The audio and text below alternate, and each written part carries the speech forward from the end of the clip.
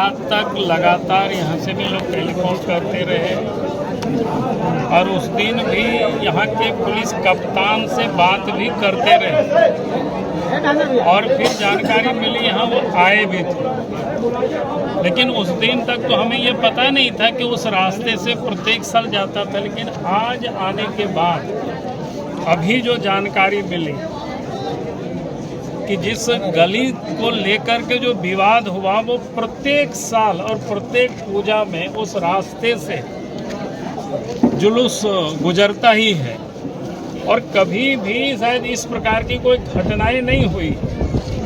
लेकिन अभी देख करके ऐसा लग रहा है या सुन करके ऐसा लग रहा है कि मानो पुलिस ने पहले से ही तय कर रखा था कि यहाँ पर झंझट हो, यहाँ पर दंगा फसाद हो, मामला और आगे बढ़े।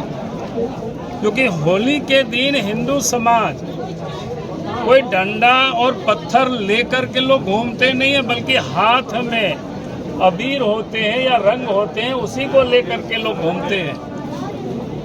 और उसमें जिस प्रकार से घोड़थंभा के जो दरोगा ही है ना कि ओपी प्रभारी है, वहाँ बैठ करके गाड़ी को रोड में लगा करके रोक देना, यानी जानबूझ करके झगड़ा को उकसावा देना। और फिर पत्थर चला, बोतल चला, पेट्रोल बम चला और कई एक दुकानों को भी आग लगा दिया और पुलिस मुख दर्शक बनी रही। तो ये कह सकते हो कि जब चारों तरफ से हिंदू समाज को ये खबर हुआ तो लोग इकट्ठे होने लगे। तो जिन लोगों के ऊपर पेट्रोल बम चला, जिन लोगों के ऊपर पत्थर चला, जिन लोगों का दुकान को जलाया गया, जिन लोगों का सामान लूटा गया, अब उल्टे उन्हीं लोगों के ऊपर डंडा भी बरसाया गया। और जिस प्रकार से अभी लोगों ने बताया, कई लोग जो उस घटना में वहां पर शामिल भी नहीं थे, लेकिन जानबूझ करके नाम दे करके रात के 2:30-3 बजे सुबह जा करके घर में माँ बहनों को गाली देना, बच्चों को धक्के देना और पकड़ करके फिर जेल डालना। और उसमें भी जो एक तो पता चला कि जो बेचारा हरियाणा से आए हुए थे एक शादी में गुंडरी में पंडित जी, और उनको भी पकड़ करके पुलिस ने ले गया है।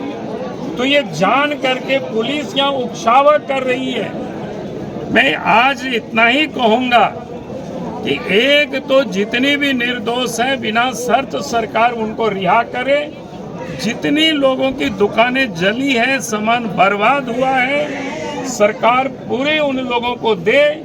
और यहाँ जो जानकारी मिली है, यहाँ के जो क्या कहते हैं ओपी इंचार्ज है, सीओ है, इन लोगों को तो यहाँ से हटानी चाहिए।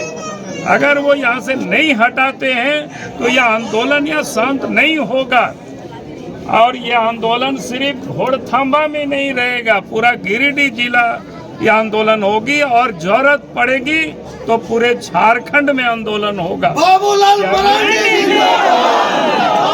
आखिर किस प्रकार से लोग अत्याचार लोग सहते रहेंगे भाई? आखिर क्या था कि लोग जाते हैं, अगर जुलूस लोग निकालते हैं और जुलूस में क्या है, रंग है, अबीर है।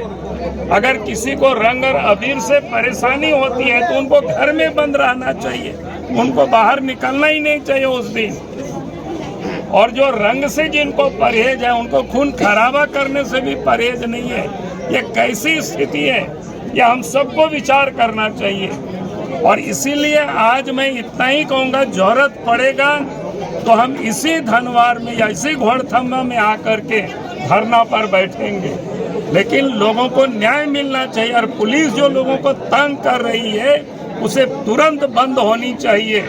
कि लोग यहाँ पुलिस रात में आएंगे, लोगों को सोने नहीं देंगे।